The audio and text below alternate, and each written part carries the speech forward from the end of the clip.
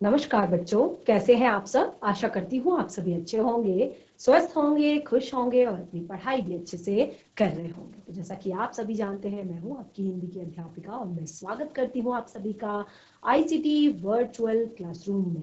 तो आज हम यहाँ पर एकत्रित हुए हैं पढ़ने के लिए क्लास 8 की हिंदी। क्लास 8 की हिंदी में आज हम पढ़ेंगे हमारी वसंत पाठ्य पुस्तिका भाग 3 का चैप्टर 15 पाठ 15, जिसका नाम है सूरदास के पद। तो यहाँ पर जो हमारे सूरदास के पद, जो हमारा ये चैप्टर है, इस चैप्टर में सूरदास जी के 2 पद दिए गए हैं और इस पाठ में श्री कृष्ण भगवान की बाल लीलाओं का बहुत ही सुंदर चित्रण किया है। यानी कि जिस समय पर वो अपने बचपन में अपनी माँ के पास, देखिए एक तो उनकी बाल लीलाएं किस तरह की थी कि वो कैसे गोपियों की मटकी तोड़ा करते थे, और एक तरह की बाल लीलाएं थी उनकी घर पर, जो वो अपनी माँ को परेशान किया करते थे, खाना नहीं प्रॉपर तरीके से खाया करते थे। जैसे छोटे बच्चे होते हैं, ना कि उनको बिल्कुल उनको खेल खेल के खाना खिलाना पड़ता है, उनको उनके पीछे दौड़ दौड़ कर उन्हें खाना खिलाना पड़ता है, या उनको बहला फुसला कर खाना खिलाना पड़ता है, कोई बहाने बनाकर उनको खाना खिलाना पड़ता है, उनके बाल बनाने पड़ते हैं, उनके कपड़े उनको पहनाने पड़ते हैं। क्योंकि बच्चों का हर चीज में जिद होती है कि उन्हें कपड़े नहीं, अगर कपड़े पहनाओ तो वो भाग जाते, कपड़े नहीं पहनने उन्हें, अगर उन्हें खाना खिलाओ तो खाना खिलाते वक्त वो भाग जाते, उन्हें खाना नहीं खाना है।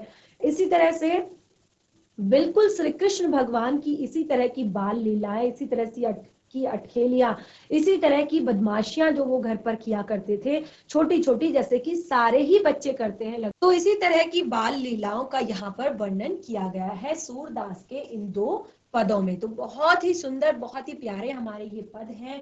ध्यान पूर्वक समझने का प्रयास करें, ध्यान पूर्वक पढ़ने का प्रयास इसको करें। सबसे पहले हम यहाँ पर बता दें कि आपका फिर से एक बार रिवाइज कर देते हैं। वसंत पाठ्य पुस्तिका आपकी भाग 3 का चैप्टर 15 ये है, पाठ 15 ये हमारा है। और देखिए जो पाठ 14 है वो अभी हमने यहाँ पर स्किप किया है, उसको हम नेक्स्ट जो हमारा सेशन होगा उसमें हम लेंगे। तो शुरू करते हैं हम श्री कृष्ण भगवान के इन पदों को। तो जैसे कि मैंने आपको बताया, यहाँ पर कृष्ण भगवान की बाल लीलाओं का बहुत ही सुंदर, बहुत ही प्यारा चित्रण किया है सूरदास जी ने, कि किस तरह से वो घर पर अपनी माँ को परेशान किया करते थे और कैसे उनकी माँ उन्हें बहला फुसला कर खाना खिलाती थी, बहला फुसला कर उन्हें कपड़े पहनाती थी, बहला फुसला कर उन्हें प्रेम से उनके बाल बनाया करती थी और अलग अलग तरह की उन्हें बातें बनाया करती थी उनके सामने।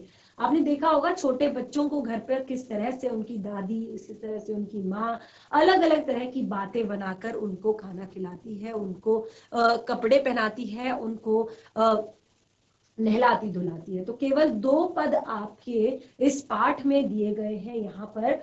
बहुत ही छोटा सा ये चैप्टर है हमारा, केवल 2 पद है इसमें, लेकिन अगर आप इन पदों को ध्यान पूर्वक समझेंगे, ध्यान पूर्वक अगर पढ़ेंगे तो आपको बहुत ही ज्यादा आनंद आने वाला है, बहुत ही ज्यादा आपको इसमें चैप्टर को पढ़ने में मजा आने वाला है। लेकिन ध्यान पूर्वक एक एक शब्द को आपने समझना होगा। तो पहला आपका यहाँ पर पहला पद हम यहाँ पर पढ़ना शुरू करते हैं।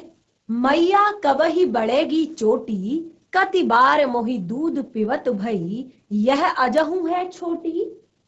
मैया कबही बढ़ेगी चोटी, कति बार मोहि दूध पियत भई, यह अजहू है छोटी।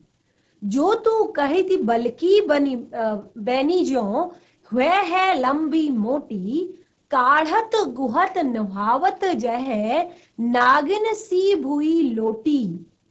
कांचो दूध पियावत पची पची, देती न माखन रोटी। सूरज चिरंजीवो दे दो भैया, हरि हलधर की जोटी। देखिए बहुत ही सुंदर, बहुत ही प्यारी पंक्तियों से सूरदास ने यहाँ पर श्री कृष्ण भगवान की उन बाल लीलाओं का बहुत ही सुंदर चित्रण किया है। क्या कहते हैं, श्री कृष्ण भगवान अपनी माता से, जब उनकी माता उन्हें बहला फुसला कर दूध पिलाती है, क्योंकि आपने देखा होगा बच्चों को दूध पीना बिल्कुल पसंद नहीं होता है। आजकल आपने देखा होगा जो आजकल की माएँ हैं, मॉडर्न माएँ हैं, वो दूध को, बच्चों को प्योर दूध नहीं देती, या तो उसमें तरह तरह के, आपने देखा होगा टीवी में एड्स देखे होंगे, Bournvita, cornflakes, Horlicks, Complan, PediaSure, बहुत अलग अलग तरह की चीजें हैं जो बच्चे डाल डाल कर दूध में पीते हैं, और इसी बहाने से तो वो थोड़ा सा दूध पी लेते हैं। यानी कि एक बहुत दूध पिलाना बच्चों को, क्योंकि दूध जो है बहुत ही ज्यादा बच्चों की सेहत के लिए, उनके स्वास्थ्य के लिए, उनकी एक तरह से ग्रोथ के लिए, उनकी बुद्धि के लिए, एक तरह से बुद्धि के विकास के लिए, एक तरह से शारीरिक विकास के लिए, मानसिक विकास के लिए, हर तरह के विकास के लिए और रोग मुक्त रहने के लिए दूध पीना बहुत ज्यादा जरूरी होता है। और बच्चे उसी को पीना बिल्कुल पसंद नहीं करते हैं, खास तौर पर गाय का जो प्योर दूध होता है। तो क्योंकि श्री कृष्ण भगवान की माँ जो है वो भी इस बात को जानती है कि बच्चे के लिए दूध कितना ज्यादा जरूरी है, तो इसीलिए वो कृष्ण भगवान को अलग अलग तरह के बहाने बनाकर, अलग अलग तरह की बातें बनाकर उनको जबरदस्ती दूध पिलाती हैं। और तो इस तरह से अब श्री कृष्ण भगवान अपनी माँ से क्या कह रहे हैं वो सुनिए यहाँ पर। मैया कब ही बढ़ेगी चोटी, अपनी माँ से कहते हैं कि मैया मेरी ये चोटी कब बढ़ेगी। यानी कि उनकी माँ ने उन्हें बताया है कि अगर आप दूध पियोगे तो आपकी ये जो चोटी है ना, ये जो आपके बाल हैं, छोटे बच्चों के कैसे होते हैं, घुंघराले बाल होते हैं, क्योंकि जो उनके जन्म के बाल होते हैं उनको काटा नहीं जाता है।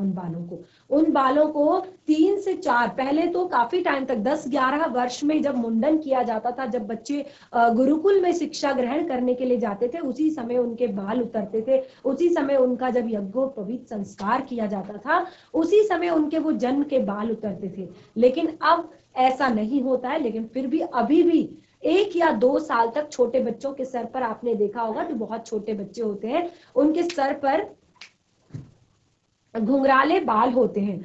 तो उन घुंघराले बालों को यहाँ पर जो उनकी माँ है क्या करती हैं, चोटी बना देती हैं इस तरह से, ताकि उनके बाल उलझे नहीं, क्योंकि बच्चे बहुत परेशान करते हैं चोटी बनाने में, बहुत ज्यादा उनको दर्द होता है, वो रोते हैं जब उनके बाल उलझ जाते हैं।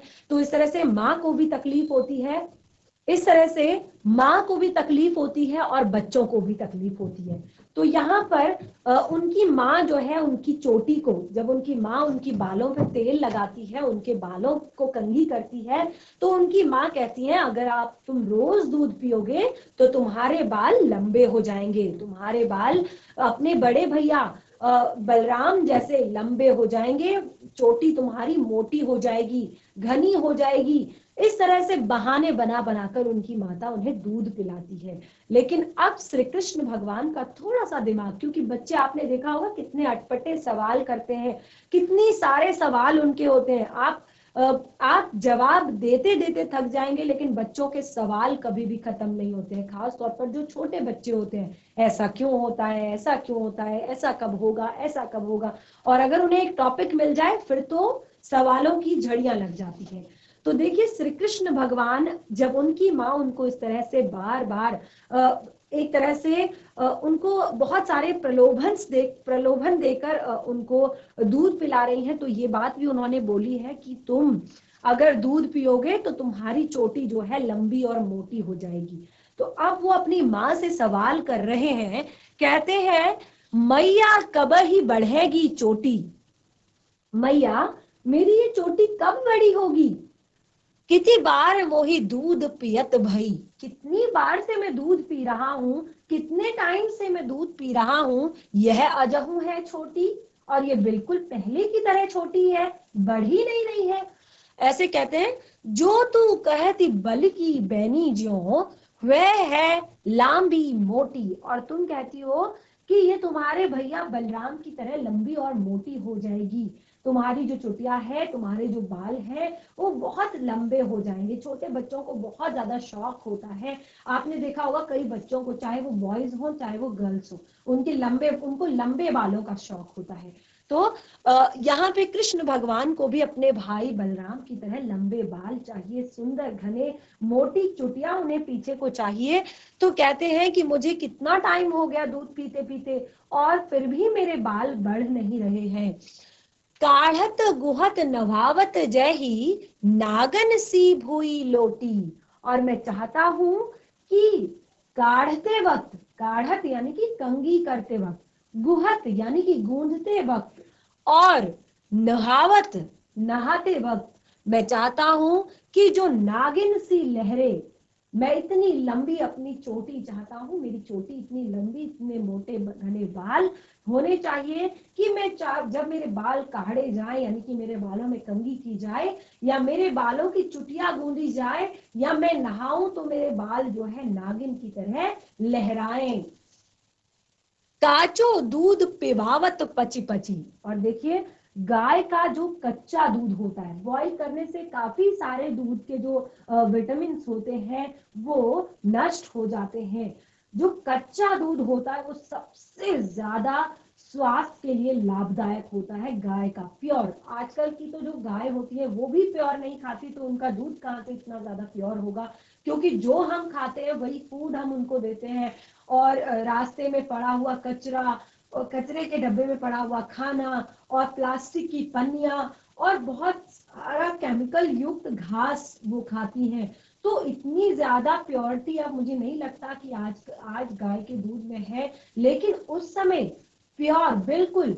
देखिए गाय जो है हम गाय को माता के रूप में पूजते हैं, तो ये हमारी रिस्पॉन्सिबिलिटी है कि अगर हमने उन्हें माता माना है तो हम उन्हें इस तरह का खाना ना खाने दें।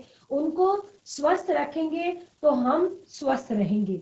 तो देखिए यहाँ पर कहा है कृष्ण भगवान ने काचो दूध पिबावत पची पची, और तुम जबरदस्ती मुझे गाय का कच्चा दूध पिलाती हो, क्योंकि कच्चा दूध में जैसे कि मैंने आपको बताया बहुत सारे विटामिन होते हैं, बहुत ज्यादा ताकतवर होता है, बहुत ज्यादा एक तरह से आपके लिए स्वास्थ्यवर्धक होता है। देत न माखन रोटी, श्री कृष्ण भगवान का फेवरेट खाना है माखन रोटी, जिसके लिए वो अपने पूरे गांव घर में फेमस है। पूरे गांव में, गांव के एक एक घर में वो फेमस है, क्योंकि वो अपने दोस्तों के साथ जाकर मटकी तोड़कर लोगों का माखन चुरा लिया करते हैं। और उनका फेवरेट खाना क्या है? माखन और मिश्री, और उसी के साथ उन्हें रोटी खाना भी पसंद है। तो क्या ये हेल्दी फूड है? अगर आपको तीनों टाइम माखन रोटी दे दिया जाए तो क्या आप हेल्दी रहेंगे? नहीं रहेंगे। हमको तो संतुलित भोजन करना चाहिए। हर तरह का अपना फूड हर तरह का फूड अपने खाने में हमें सम्मिलित करना चाहिए। फिर वो दूध हो, हरी सब्जियां हो, दालें हो या अन्न हो, ठीक है ना। केवल और केवल दूध रोटी खाने से, केवल और केवल माखन रोटी खाने से, क्योंकि आप लोग भी, मुझे पता है, हरी सब्जियां खाना बिल्कुल पसंद नहीं करते हैं, दाल आपको बिल्कुल पसंद नहीं आती है, मम्मा आपके लिए दूध में दलिया बनाती हैं जो आपको बिल्कुल पसंद नहीं आता है। तो बच्चों का यही होता है कि उनको जो हेल्दी फूड्स होते हैं वो बिल्कुल भी पसंद नहीं आते हैं। उनको उनकी फेवरेट चीज चाहिए, चाहे वो दिन के 3 टाइम उन्हें खिला दो, वो खाने के लिए रेडी रहते हैं। लेकिन क्योंकि माँ तो माँ होती है, उनको पता है कि उनके बच्चे के लिए क्या अच्छा है और क्या बुरा है, तो इसीलिए कृष्ण भगवान की जो माँ है यशोदा मैया, वो उन्हें तीनों टाइम तो माखन रोटी नहीं दे सकती ना, तो वो कहते हैं कि तुम मुझे जबरदस्ती ये गाय का कच्चा दूध पिलाती हो। काचो दूध पिबावत पची पची, देत न माखन रोटी, और माखन रोटी तुम देती नहीं हो। अब सूरदास जी उनकी इन बाल लीलाओं से प्रसन्न होकर, खुश होकर, उनकी इतनी प्यारी प्यारी, इतनी मीठी बातों से प्रसन्न होकर क्या कहते हैं? कहते हैं सूरज चीर जीवो दो भैया। सूरदास जी दोनों भाइयों को आशीर्वाद दे रहे हैं, कहते हैं दोनों भाई चिरंजीवी रहो। हरि हलधर की जोटी, हरि और हलधर की जोटी, ये जोड़ी जो है हमेशा सलामत रहे। हरि, हरि यानी कि भगवान विष्णु, श्री कृष्ण भगवान विष्णु का ही रूप है, तो श्री कृष्ण को कहते हैं हरि, और हलधर कहते हैं बलराम को, कहते हैं हरि हलधर की जोटी। हरि हलधर की ये जो जोड़ी है ये हमेशा सलामत रहे, हमेशा इसी तरह बनी रहे, दोनों भाई चिरंजीवी रहे। इस तरह का सुंदर सा आशीर्वाद देते हैं सूरदास जी दोनों भाइयों को। तो देखिए यहाँ पर भावार्थ भी दिया गया है, और आप इसको नोट डाउन भी कर सकते हैं, अपनी कॉपी में लिख भी सकते हैं। वैसे मैंने आप लोग को एक्सप्लेन कर दिया है, फिर भी आप देख लीजिए कि क्या कहते हैं हमारे सूरदास जी यहाँ पर अपने पहले पद में। देखिए, श्याम सुंदर कहते हैं, मेरी चोटी कब बढ़ेगी मैया, मेरी चोटी कब बढ़ेगी, मुझे दूध पीते पीते कितनी देर हो गई है, कितना समय हो गया है। यह तो अब भी छोटी ही है, कितना टाइम मुझे दूध पीते पीते हो गया है, और मेरी चोटी तो अब भी छोटी है। और तू तो कहती है कि दाऊ भैया की चोटी के समान यह भी लंबी और मोटी हो जाएगी, और कंघी करते वक्त, गूंदते वक्त, स्नान करते समय सर्पिणी के समान भूमि पर लौटने लगेगी, लटकने लगेगी।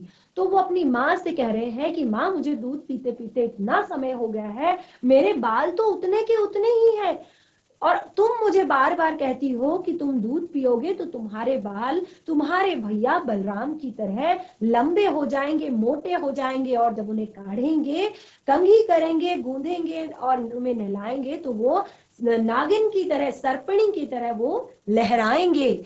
और अब कृष्ण भगवान को थोड़ा सा डाउट होता है, कहते हैं कि वह तेरी बात मुझे ठीक नहीं जान पड़ती, यानी कि ऐसा लग रहा है कि तू मुझे बार बार बहला रही है, फुसला रही है, तू मुझे बार बार परिश्रम करके कच्चा दूध पिलाती है, मक्खन रोटी तो देती ही नहीं। और यह कहकर मोहन मचल रहे हैं, यानी कि परेशान हो रहे हैं, अपनी माँ को परेशान कर रहे हैं। इस तरह से सूरदास जी कहते हैं कि बलराम घनश्याम की ये अनुपम जोड़ी हमेशा सलामत रहे, हमेशा चिरंजीवी रहे। तो इस तरह से यहाँ पर सूरदास का जो पहला पद है, ये पद हमारा क्लियर होता है। अगला पद हम पढ़ते हैं। मुझे आशा है कि आप लोगों को ये पद समझ में आ गया होगा। कोई भी डाउट, कोई भी दिक्कत हो, पद समझ में नहीं आया है, कोई शब्द पढ़ने में नहीं आ रहा है, तो जरूर यहाँ पर आप अपने डाउट रख सकते हैं। अगला पद पढ़ते हैं। देखिए, केवल 2 पद आपके पाठ में दिए गए हैं, लेकिन अगर आप ध्यान पूर्वक पढ़ेंगे, समझेंगे तो बहुत ही ज्यादा इंटरेस्टिंग है। तेरो लाल मेरो माखन खायो। अब देखिए, यहाँ पर गोपियां शिकायत लेकर आई है। मैंने आपको बताया था ना कि कृष्ण भगवान कितने ज्यादा नटखट हैं। उनकी फेवरेट चीज है माखन और मिश्री, और जिसके लिए वो कुछ भी करने के लिए तैयार हैं। अपने घर में तो चोरी करते ही करते हैं माखन की, जाकर गांव के हर एक घर में उन्होंने चोरी की है, हर एक घर में जाकर वो माखन चुराया करते हैं। तो इस तरह से गांव की गोपियां आकर श्री कृष्ण की जो माता है यशोदा, उनको क्या कह रही हैं, किस तरह से उनकी चुगली कर रही हैं, किस तरह से उनकी यहाँ पर उनकी बात उनकी माता को बता रही हैं। क्या कहती हैं, देखिए, तेरो लाल मेरो माखन खायो, तेरो लाल मेरो माखन खायो। गोपियां यशोदा मैया से कह रही हैं कि तेरो लाल मेरो माखन खायो, तुम्हारे बच्चे ने हमारा माखन खा लिया है। आपने देखा होगा कि घर पर आपके आसपास भी अगर बच्चों में लड़ाई होती है तो परिवार के सदस्य जो है आकर कूद जाते हैं। तो ये सबसे गलत बात है कि जहां पर बच्चों की लड़ाई होती है तो फैमिली को आपस में नहीं आना चाहिए। अपने अपने बच्चों को समझाइए, अपने अपने बच्चों को अच्छे संस्कार दीजिए, अपने अपने बच्चों को चाहे डांट कर समझाइए, चाहे प्यार से समझाइए। लेकिन क्या होता है कि बच्चे तो बच्चे हैं, वो अभी लड़ेंगे, थोड़ी देर बाद वो आपस में फिर से खेलने लग जाएंगे। लेकिन इस तरह से फैमिलियों का आपस में मनमुटाव हो जाता है, परिवार का आपस में मनमुटाव हो जाता है, जो बिल्कुल भी सही नहीं है। तो बच्चों के खेल में कभी भी फैमिली मेंबर्स को आपस में, परिवार के लोगों को, पड़ोस के लोगों को आपस में बहस नहीं करनी चाहिए।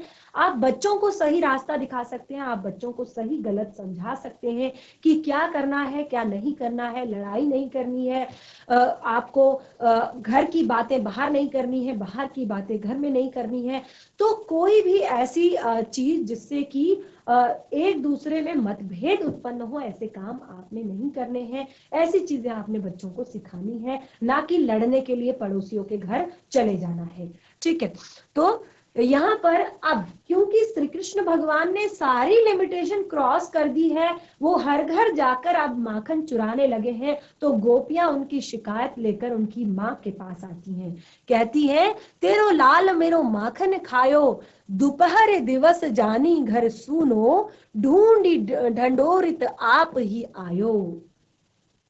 दोपहर के समय, खास तौर पर गर्मियों की दोपहर में आपने देखा होगा कि हर तरफ सुनसान होता है, चाहे किसी का घर हो चाहे सड़कें हो, क्योंकि इतनी गर्मी होती है, लोग अपने घर में पंखा कूलर एसी ऑन करके बिल्कुल दरवाजे बंद करके, ताकि बाहर की जो लू है गर्मी है वो अंदर ना आ पाए, सारे खिड़की दरवाजे वो बंद कर लेते हैं। और खास तौर पर ये जो आपका यहाँ पर वृंदावन है, यहाँ पर क्योंकि सभी ग्वाले हैं, सभी खेत कृषि वाले हैं, तो दिन भर सारे लोग अपने खेतों में गए होते हैं, अपनी गायों को चराने गए होते हैं।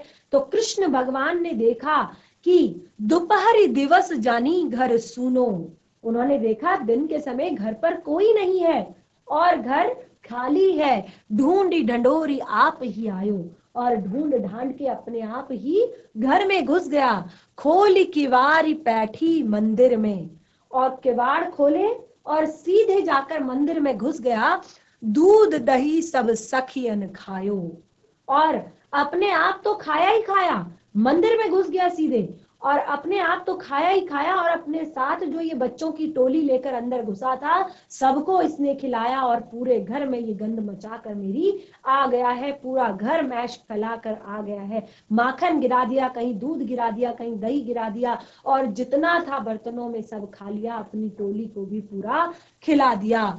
उखल चढ़ी सींके को लीन हो, अनभावत बुही में ढरकायो, उखल चढ़ी सिंके को लीन हो, उखल के ऊपर चढ़कर ऊपर जो रखा गया माखन था वो भी नीचे ढरका दिया है, नीचे गिरा दिया है, सब कुछ फैला दिया है।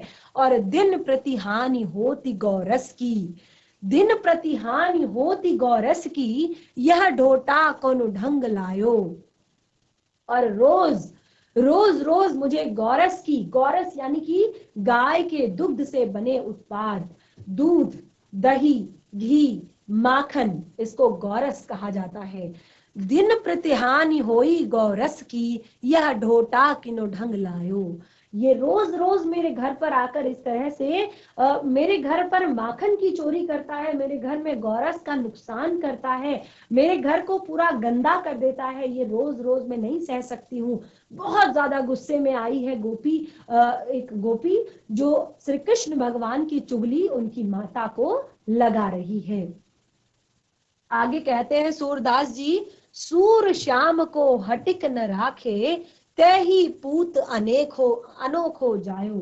सूरदास जी कहते हैं कि गोपी बहुत ज्यादा गुस्से में है और वो कहती हैं कि सूर श्याम हटिक ने राखो, तेही पूत अनोखो जायो, कि तुम इसको समझा नहीं सकती, इतना ज्यादा तुम्हारा बच्चा जिद्दी है, तुमने अनोखा पुत्र जाया है क्या, तुम्हारा क्या पुत्र अनोखा पैदा हुआ है कि तुम इसको थोड़ा सा डांट नहीं सकती, फटकार नहीं सकती, क्योंकि अब वो बहुत ज्यादा परेशान हो चुकी है, इरिटेट हो चुकी है, रोज रोज घर में आकर देखती है कहीं माखन बिक रहा है, कहीं पर दूध बिक रहा है, कहीं दही बिक रहा है, जितना बचा खुचा है सब खाया जा चुका है, तो वो परेशान हो गई है आज। और श्री कृष्ण भगवान की चुगली बिल्कुल बुरी तरीके से आज उसने यशोदा मैया को लगा दी है, और बहुत सारी डांट फटकार के साथ वो वहां से चली गई है। तो क्या कहते हैं इस बात पर सूरदास जी, देखिए दूसरे पद में गोपियां यशोदा माँ से कृष्ण भगवान की शिकायत लेकर आती है, और उनके अनुसार जब दोपहर में घर खाली जान पड़ता है, जब दोपहर में घर खाली होता है, उस समय कृष्ण अपने ग्वाले मित्रों के साथ, जो उसके मित्र होते हैं ग्वाले मित्र, उन मित्रों के साथ घर का किवाड़ खोलकर घर में घुस जाता है, और सिंके पर रखा दही मक्खन स्वयं भी खाता है और अपने सखाओं को भी खिलाता है, अपने मित्रों को भी खिलाता है, और जो बच जाता है, जो भी मक्खन दही दूध बच जाता है, उसको वो क्या करता है, गिरा देते हैं, उसको वो वहां पर गिरा देते हैं, और बार बार उनको माता को कहते हैं कि क्या ये तुम्हारा अनोखा पुत्र है जो तुम इसको डांट नहीं सकती हो, थोड़ा सा फटकारो, थोड़ा सा समझाओ इसे कि रोज ये ना करे, मैं इस तरह से रोज रोज गौरस की हानि को सहन नहीं करूंगी, मैं रोज रोज गौरस की होने वाली ये नुकसान को सहन नहीं करूंगी, ये सब तुम्हें ही भरना होगा। तो इस तरह से वो यशोदा मैया को श्री कृष्ण भगवान की जो शिकायत है वो लगाती है। देखिए काफी यहाँ पर कठिन शब्द जो हमारे हैं इस पाठ में आए हैं। देखिए पद हमारे यहाँ पर कंप्लीट हो गए हैं, और आपने देखा होगा बहुत ही दो छोटे छोटे यहाँ पर पद थे, और आपने देखा कितने ज्यादा इंटरेस्टिंग थे, यानी कि एक बार अगर आप पढ़ेंगे तो आपको दोबारा पढ़ने का मन जरूर करेगा। बहुत ही छोटा सा चैप्टर था, कंप्लीट हो चुका है, पाठ को हमने बहुत अच्छे से पढ़ा, और मैं आशा करती हूँ कि आप लोगों को चैप्टर अच्छे से समझ में आ गया होगा। लेकिन क्योंकि यहाँ पर जो कठिन शब्द कुछ आए हैं, क्योंकि ये जो पद लिखे गए हैं सूरदास जी द्वारा, ये एक तरह से ब्रज भाषा में लिखे गए हैं, तो जो कुछ कठिन शब्द हैं उनको हम यहाँ पे पढ़ लेते हैं। बल, बल का अर्थ होता है बलराम। बेनी, बेनी का अर्थ होता है चोटी। गुहत, गुहत का अर्थ होता है गूंथना। लौटी का अर्थ होता है लौटने लगे, इस तरह से लहरें मारने लगे। पची, पची का अर्थ होता है बार बार। ढोटा का अर्थ होता है लड़का। पैठी, पैठी यानी कि घुसकर, यानी घर में बैठ जाता है, बताया था ना कि जब घर को सुनसान देखता है तो उसमें बैठ जाता है, यानी कि घुस जाता है। जोटी अर्थात जोड़ी। दो अर्थात दोनों। चढ़ी अर्थात चढ़कर। तो इस तरह से कुछ कठिन शब्द मैंने आप लोगों को बताए। अब आप जब घर पर जाएंगे, चैप्टर को घर पर एक बार फिर से रिवाइज करेंगे, आपको लगेगा कि ये शब्द कठिन है, उसको वहीं पर अंडरलाइन करेंगे। नेक्स्ट जो सेशन होगा उसमें हम उस शब्द को यहाँ पर आप लोगों को अर्थ बताएंगे। इस तरह से चैप्टर हमारा कंप्लीट हो गया है, लेकिन अब यहाँ पर कुछ बहुविकल्पीय प्रश्न हैं। ये प्रश्न आपको बताते हैं कि आपने कितना इस पदों से आपने कितना सीखा, इन पदों से आपने क्या सीखा। तो सबसे पहला प्रश्न है यहाँ पर, मैया कबही बढ़ेगी चोटी में, मैया किसे कहा गया है। मैया कबही बढ़ेगी चोटी में, मैया किसे कहा गया है। देखिए सभी को पता है कि श्री कृष्ण भगवान की दो माता है, एक उनको जन्म देने वाली, एक उनको पालने वाली। तो देखिए यहाँ पर मैया किसे कहा गया है। आप सभी को पता है कि श्री कृष्ण भगवान का जन्म जो उनके मामा कंस थे उनके कारागार में हुआ था, और वहां से उनके पिताजी वसुदेव उनको लेकर आए थे वृंदावन, जहां पर जो यशोदा मैया है उनके पास उन्होंने उन्हें छोड़ दिया था। यानी कि इस तरह से देव की माता जो है वो उनकी जन्म देने वाली माता है, और यशोदा माता जो है वो उनका पालन पोषण करने वाली माता है। तो ये सारे काम पालन पोषण करने वाली माता ही उनके कर रही है, यानी कि मैया ही उन्हें पालती है, यशोदा मैया उन्हें पाल रही है, पोस रही है, उनको खाना खिलाती है। तो इस तरह से मैया कबही बढ़ेगी चोटी, ये उनकी बाल लीलाएं हैं। तो वो ये सारी बातें किसे कह रहे हैं, यशोदा मैया को कह रहे हैं। किसे कह रहे हैं, यशोदा मैया को कह रहे हैं। देव की माता जो है उनकी जन्मदात्री माता है। चार ऑप्शन दिए गए हैं, देवकी को कहते हैं, यशोदा को कहते हैं, ब्रज की किसी गोपी को कहते हैं, या इनमें से कोई नहीं। तो देवकी उनकी जन्म देने वाली माता है जो कंस के कारागार में बंद है, और यशोदा माता उनका पालन पोषण कर रही है, और ब्रज की गोपियां तो केवल और केवल उनकी शिकायत किया करती हैं माता यशोदा से। तो इसीलिए वो कह रहे हैं यशोदा माता को। अगला हमारा प्रश्न आता है, श्री कृष्ण की चोटी को किसके समान लंबी और मोटी होने का प्रलोभन दिया है। माता ने श्री कृष्ण की चोटी को किसके समान लंबी और मोटी होने का प्रलोभन दिया है? किसके समान कहा है माता ने कि आपकी चोटी उनके समान हो जाएगी? पहला ऑप्शन है नंद बाबा के समान, दूसरा ऑप्शन है ग्वाल बालों के समान, तीसरा ऑप्शन है बलराम के समान, चौथा ऑप्शन है इनमें से कोई नहीं। तो क्योंकि श्री कृष्ण के बड़े भाई हैं बलराम और उनकी बहुत ही लंबी और मोटी चोटी है, तो इसीलिए उनकी माता जो है यशोदा मैया बार बार श्री कृष्ण को प्रलोभन देकर दूध पिलाती है कि तुम्हारी चोटी बलराम की तरह लंबी और मोटी हो जाएगी। ठीक है, तो इस तरह से दूसरा प्रश्न भी हमारा यहाँ पर क्लियर होता है। तीसरा प्रश्न आता है, श्री कृष्ण को क्या खाना अधिक पसंद है? तो ये तो मैं अभी बार बार आपसे कह चुकी हूँ। पहला है कि उन्हें दूध पीना पसंद है, दूसरा है उन्हें दूध और दही खाना पसंद है, तीसरा है उन्हें माखन रोटी खाना पसंद है, और चौथा है कि उन्हें दूध और घी खाना पसंद है। तो देखिए, पहला ऑप्शन दूध पीना उन्हें बिल्कुल पसंद नहीं है, इसीलिए उनकी माँ हमेशा उन्हें प्रलोभन देती है, अलग अलग तरह से उन्हें दूध पिलाने की कोशिश करती है।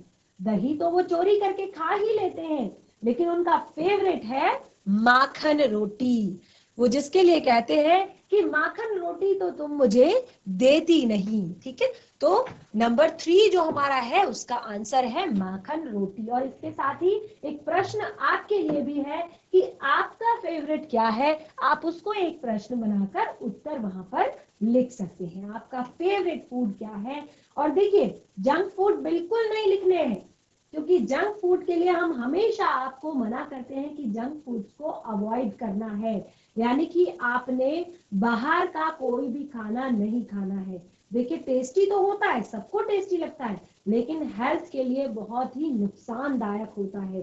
खा सकते हैं, हफ्ते में एक बार खा सकते हैं, 15 दिन में एक बार खा सकते हैं, महीने में 2 बार खा सकते हैं, लेकिन डेली अपने मम्मी पापा से जिद नहीं करनी है, पैकेट बंद चिप्स नहीं खाने हैं, कोल्ड ड्रिंक्स नहीं पीनी है, और बाहर का रोड साइड फूड तो बिल्कुल भी नहीं खाना है। तो इसीलिए घर में अपनी मम्मा के हाथ का बना हुआ फेवरेट फूड आप अपना यहाँ पर लिख सकते हैं। तो इस तरह से आज का जो हमारा सेशन है, देखिए इसमें काफी सारे और भी प्रश्न हैं जिनको हम नेक्स्ट सेशन में डिस्कस करेंगे, और साथ ही पाठ से जुड़े हुए प्रश्न उत्तर भी यहाँ पर डिस्कस करेंगे। तो इस तरह से चैप्टर हमारा कंप्लीट हो चुका है और आज का सेशन का टाइमिंग भी हमारा कंप्लीट हो चुका है। तो हम मिलेंगे अपने नेक्स्ट सेशन में, तब तक के लिए धन्यवाद। आपका दिन शुभ हो।